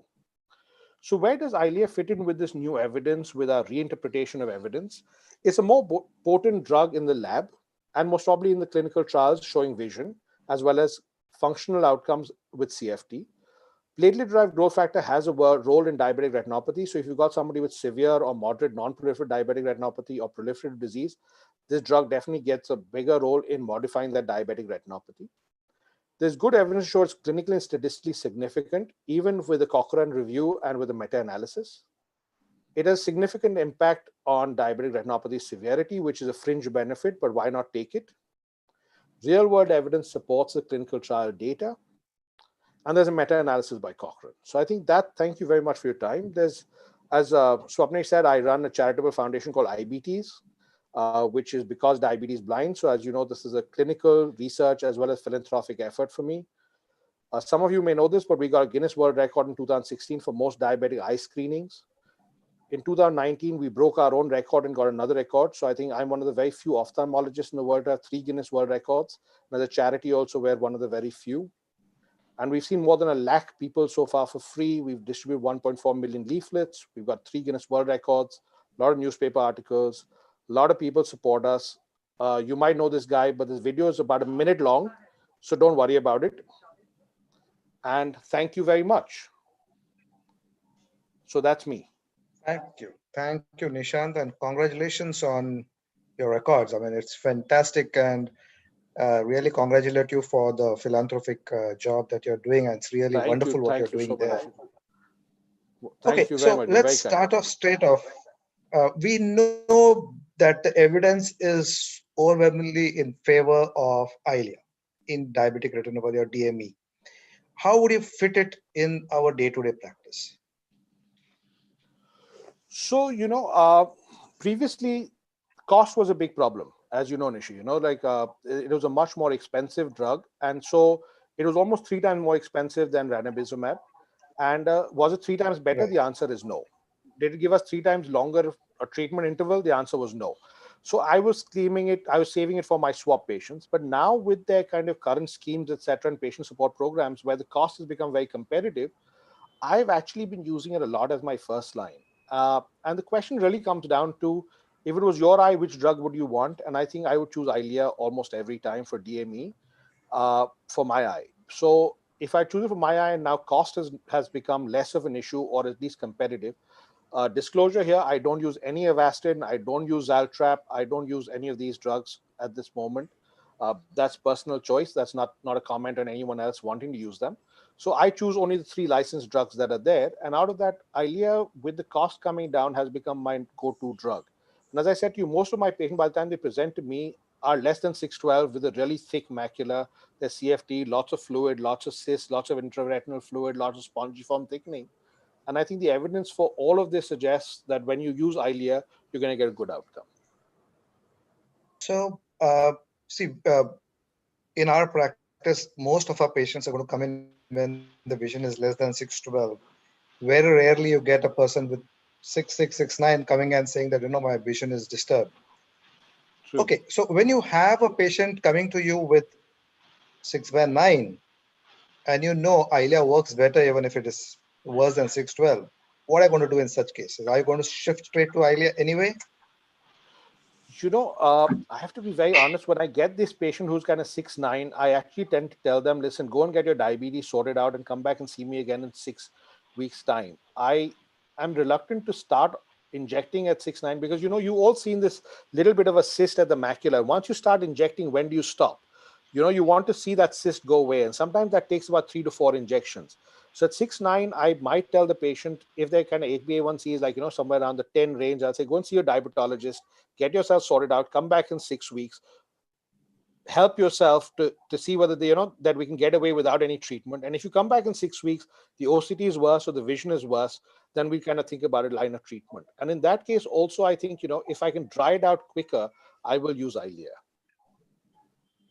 And what about bilateral injections? How are you going to position the injection gap, knowing a slightly higher half-life systemic of Eylea? So how are you going to position bilateral injection? Because most of our DMEs, we have to inject bilateral. That's right, and maybe I'm an exception, but, because I trained in the UK and I trained with Rick and all, but we've been doing bilateral injections, since day one out there. And since I don't use Avastin, I give bilateral injection the same day. I don't want patients coming back a second time because, I work in a hospital setup, as you know. So there's a theater cost to that. There's a daycare cost. So the cost goes up. So I give bilateral injections on the same day. And I think there's overwhelming evidence regarding safety. Bailey's published a paper of 1 lakh injections now for a combination of DME as well as AMD, showing that safety is good. So I don't really, it doesn't keep me awake at night. So is any protocol that you follow when you give bilateral specifically different? Yeah, I kind of, I make sure that the nurses set up the trolleys of having set up one, then they descrub and set up the other one. I kind of go into theater, I kind of scrub for one, take one trolley, then I descrub. It's almost like, you're doing a new case. You had new gloves, new mask, new everything. And then you come back in and then you give the second one. So it's almost like doing 2 separate people. And I don't call them back at 1 week. Everyone gets a telephone call at about 4 days. And if they say the eye is fine, then that's that. Okay, when there is a subset like we have seen who don't do well, but they do well over a period of time if you keep on injecting for 2 years. The hardest part is not injecting. The hardest part is how to counsel them to keep up with the treatment. Absolutely. I mean, in our scenario, frankly, Nishant, it's very difficult because after 3 injections, if he is not going to do well with you, he's going to land up with one of our panelists out here. Exactly. So, and then we are going to change it. So how do you think we can retain them on that? So I think one thing that's been good has been, this new patient program is kind of based on 5 injections. So that kind of helps, because luckily with the new C, the 4th and 5th injection is free. And even with Lucentis, it's the 4th injection that's free.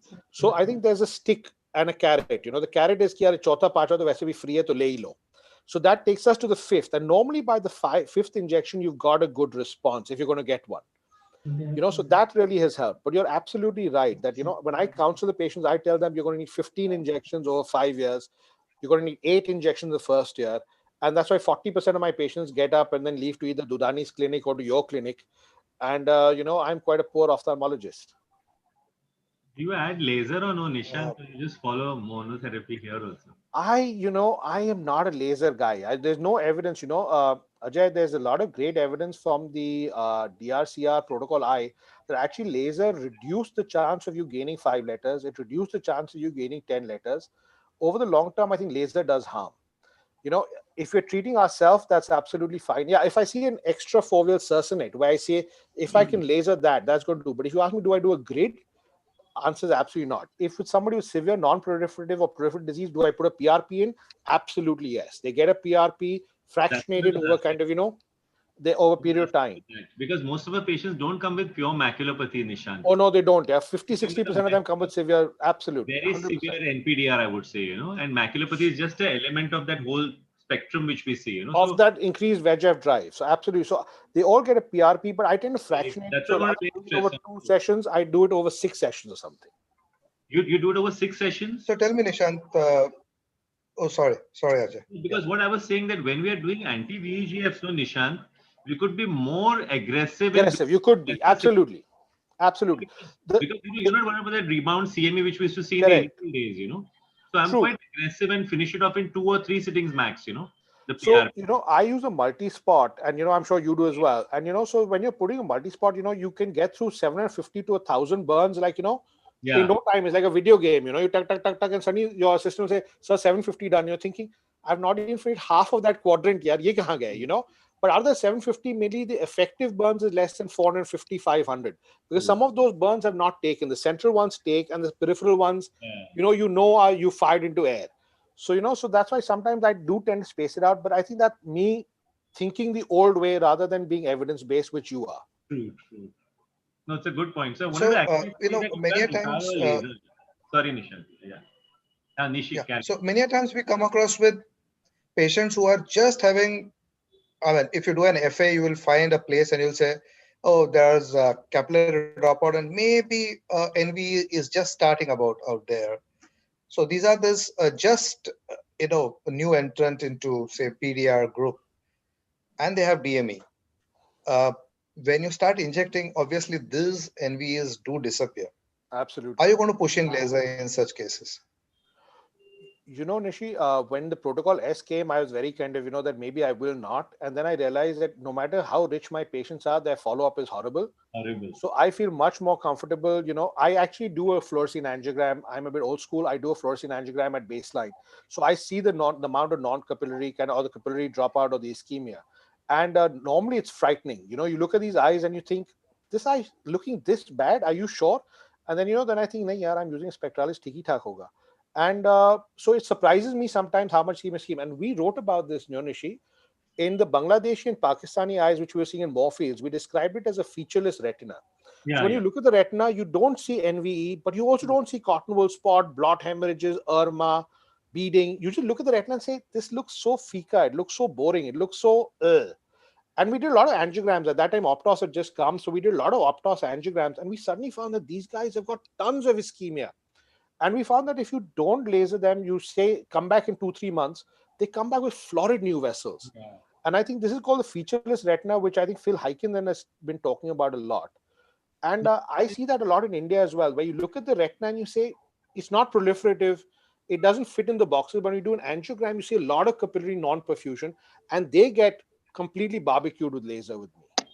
No, I feel in the COVID times, Nishant, all the more I think the patients are going to follow up. Yeah, my patients are not willing to come back. These elderly guys. Yeah, absolutely. I think if you have laser, even for your DME, I feel today, I think that's a boon in COVID times, is what I feel. Because patients are not coming back, boss. They're wanting the 3-month injection. They're saying Ozurdex dal do, doctor, meko nahi aana hai. So that fear is still there. I mean, that's very, very alive. It's a very real thing. Yeah.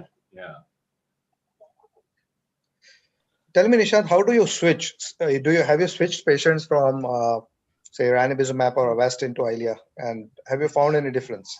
So there are two reasons, Nishi, I switch. One is that there's an incomplete response. So I don't know how you define a non-responder versus an incomplete responder, but let's say there's some persistent edema, the vision. I feel that that there could be better anatomical outcomes, and this is not a structural change, but this is an exudative change. I switched because of that, but I at least give it about 3 injections. See, the thing is, even with ranibizumab, because I counsel my patients and most of them go on to the patient support program, so they'll get at least 4. It's a 3+1 program. So they'll get at least 4 before I switch. The second thing is, some of my patients who kind of travel from abroad or from other parts of the country, for them coming to Bombay every 6 weeks or 7 weeks, if I can get them down to 10 weeks, the cost saving for them is significant because the cost of the ticket, staying in the hotel, etc., etc. So some patients I have swapped because I think they're dry, but with Lucentis they're dry at say 7 to 8 weeks. But I've successfully found them to be dry with Eylea at about 10 to 11 weeks.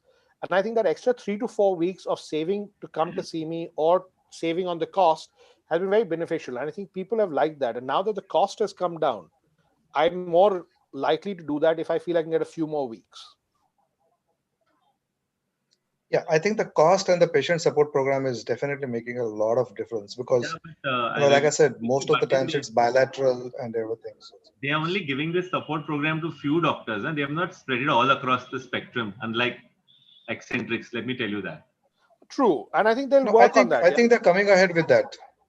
They have it in the pipeline for everyone, definitely. Yeah. So the other thing, Ajay, that I have found is that that now that the fact is that they give the drug to the patient. Yeah. So that has, I think, been a good thing. Even Novartis started that, and I think so. So the chance that my hospital will borrow that drug and try and do some dodgy business, is much less because they come and they say, "Ki nahi, Aadhaar card do, and hum aap hi ko delivery karenge."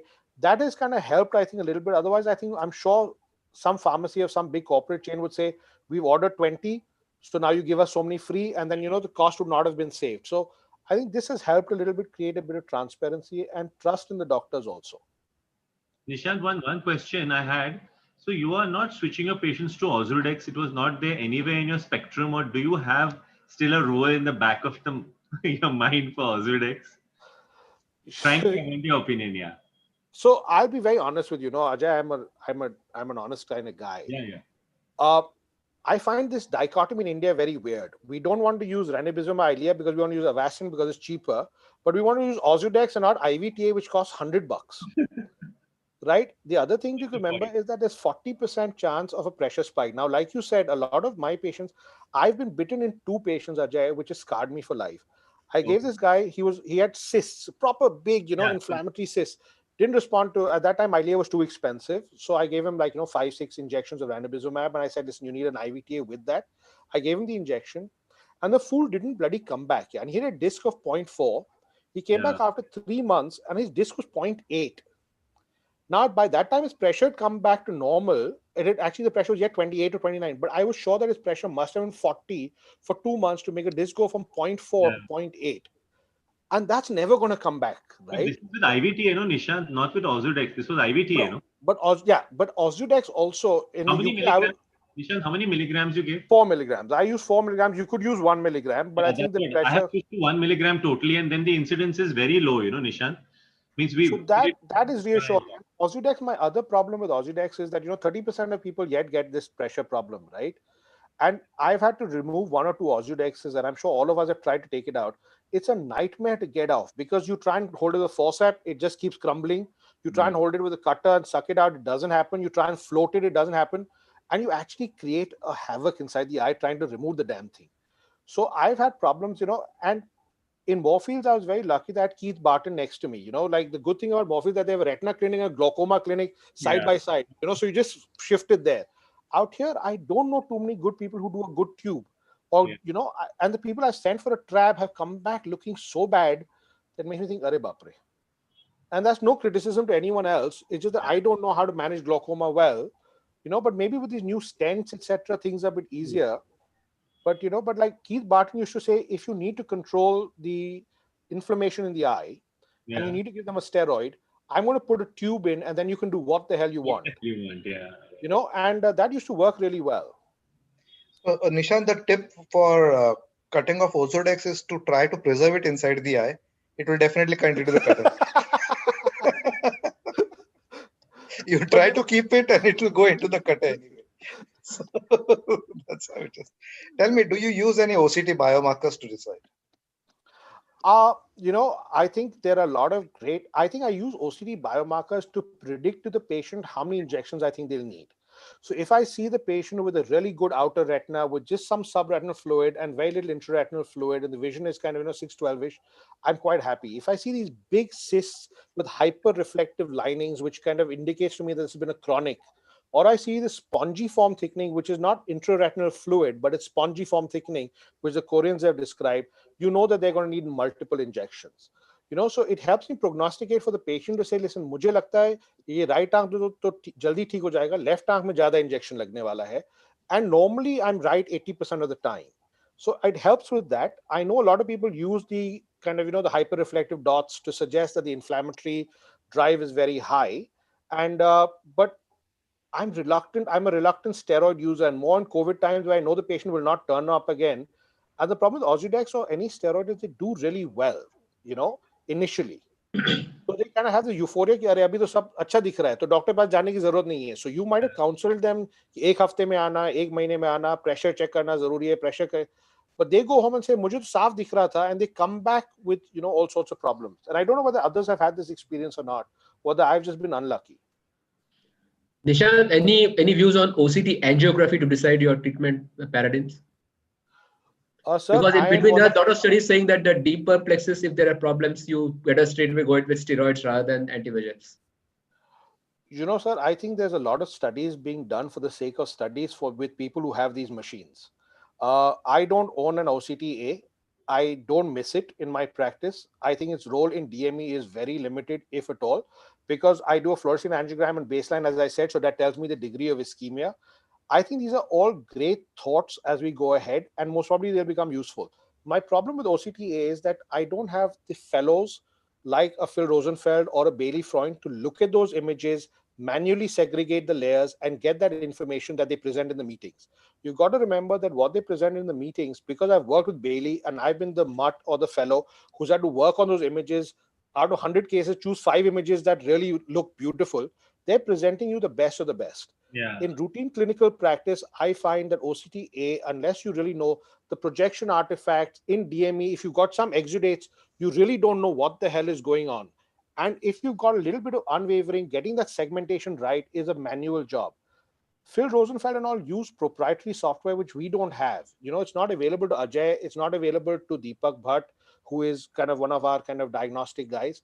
So, and if I'm going to outsource my OCTA, then I can't anyways manually segment it. So I have to take what somebody said report to be what it is. You understand what I'm saying, Ajay? So I think all of us love seeing our OCTs, right? I love sitting on my Spectralis, spending 5 minutes saying what is going on, what's not going on, looking at it.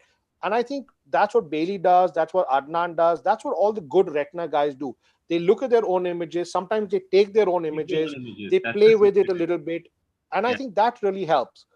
So, sorry, it's a long answer to your short question. I don't feel OCTA has a great role right now. In the future, as the paradigms increase, I think it will. At this moment, I don't think it's a great value add to me. Right. Nishi, what is your thought? For DME, I have not used OCTA right at all till now. Okay. Yeah, in AMD, PCV, sure. RPEDs, Deepak Bhatt is next door, so it's always an advantage to have Deepak Bhatt 2 buildings away from you. So Dadar में हमको भी office दिलवा दो.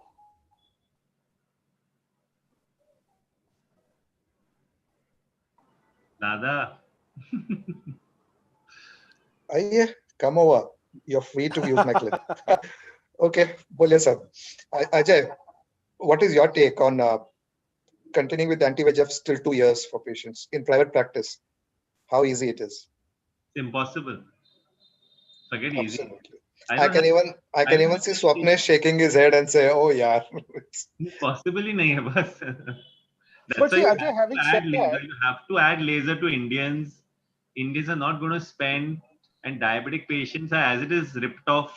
They don't have any money with their legs, with their kidneys, with their whatever, hearts, everything is gone. So I think you give them laser with minimum injections and they're happy lot. I think, because the fluid is forgiving in diabetics, unlike in AMD, Correct, absolutely. They always are seeing 612. I don't know how they're seeing. The OCT looks so bad, but they have vision. And you give them one injection with a little bit of laser and they're happy back again. They come back again, when it's worse. That's how at least I've got my patients upset, frankly. So I think that's where we can push in Eylea more, because if you're going to have a fewer injections, then Eylea will be more. And with the price, with the price coming down, I think it'll be it's a good boon. Yeah, I totally agree to that. So they take 2 years injection cumulative with all of us together. One patient will be getting over 2 years.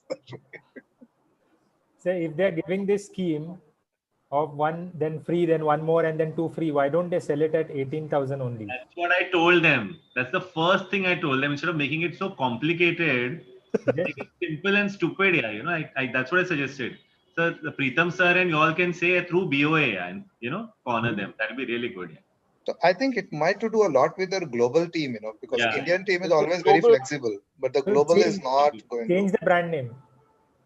So that's the only way, change the brand name. But having said that, I think Derai Durustai, for the longest time, I used to feel very angry with Pradeep.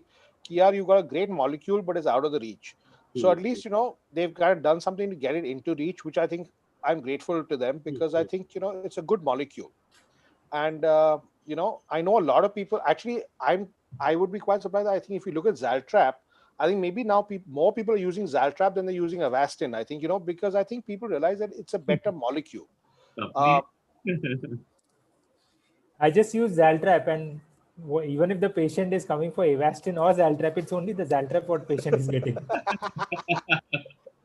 Okay. Aditya, what is the protocol in Germany for diabetic macular edema? It's the same. You start off with either aflibercept or ranibizumab.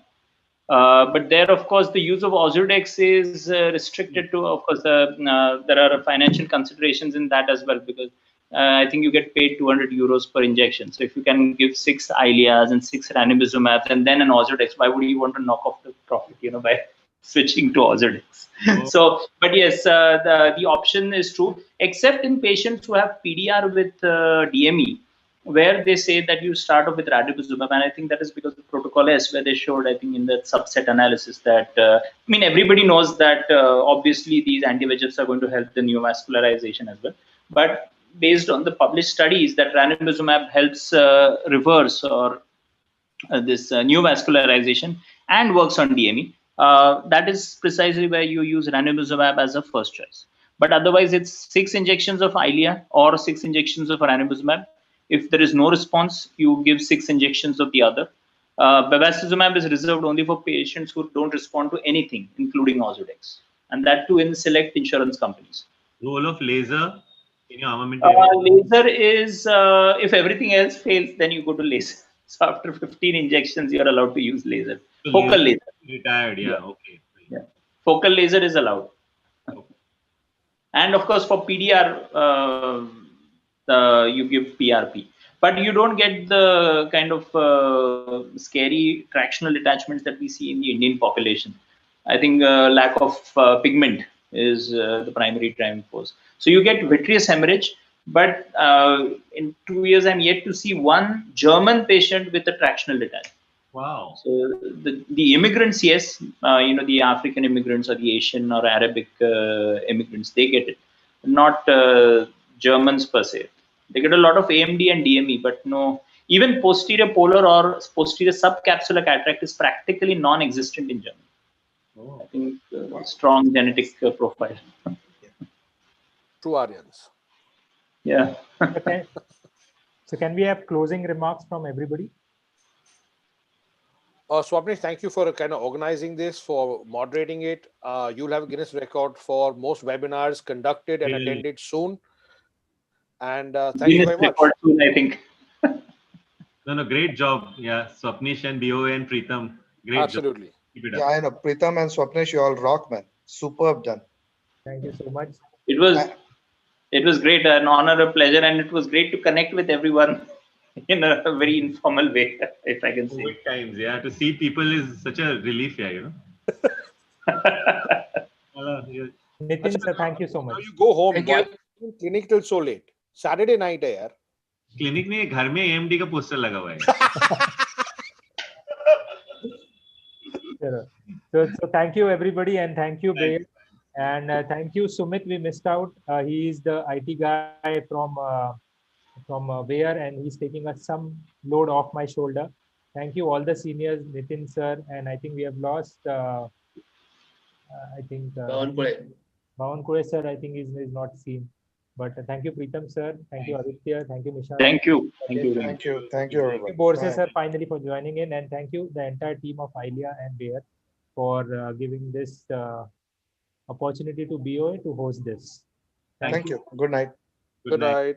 Social distancing. So thanks a lot, Pradeep sir. Yeah. Thanks a lot for allowing us to participate here and help you. And we are looking forward to such more programs. And as rightly said by Dr. Nishikant also, we are working for this patient assistance program for the most of the other centers also. Actually, we had this initially in a limited phase because of the corona situation, because supply chain is a very important issue. And we are directly sending the injections from the company to the hospital. So that is the reason we thought we should be in a position to handle the supply chain because that's very important. And we also have this Eylea Easy Pay, which will definitely bring down the burden to the patient. So thanks a lot once again. Thank you so much. Good night. Good night. Thank you. Thank you. Good night. Thank you. Good night.